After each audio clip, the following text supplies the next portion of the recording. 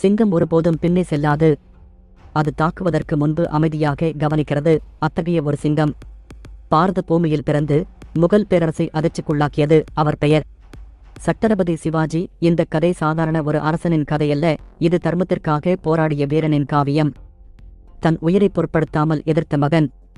மராத்தாவின் பெருமை. சம்பாஜி மகாராஜ் முகலாயப் படைகளுடன் போராடி அவர்களை போர் அரங்கில் இருந்து ஓட வைத்த தலைசிறந்த வீரர்களில் ஒருவராக சத்ரபதி சிவாஜி மகாராஜ் விளங்கினார். அவரது காலத்தில் தெற்கிந்தியாவை கைப்பற்ற முயன்ற முகலாயப் பேரரசர் ஓரங்கசீப் எடுத்த அனைத்து முயற்சிகளும் தோல்வியடைந்தன.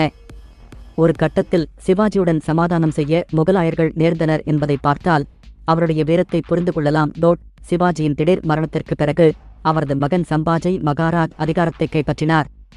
9 ஆண்டுகளுக்கு அவர் தந்தை போல் உறுதியாக போராடினார். மராட்டிய பேரரசின் 2வது அரசராக இருந்த சம்பாஜி மகாராஜரின் வாழ்க்கையை அடிப்படையாக கொண்டு சாவா திரைப்படம் உருவாக்கப்பட்டுள்ளது. இந்த படம் பாக்ஸ் ஆபீஸில் வெற்றி நடைபோடுவதுடன் மக்கள் மனதையும் வென்றுள்ளது. நடிகர் விக்கி கவுஷல் சம்பாஜியாக அசத்தலாக நடித்துள்ளார்.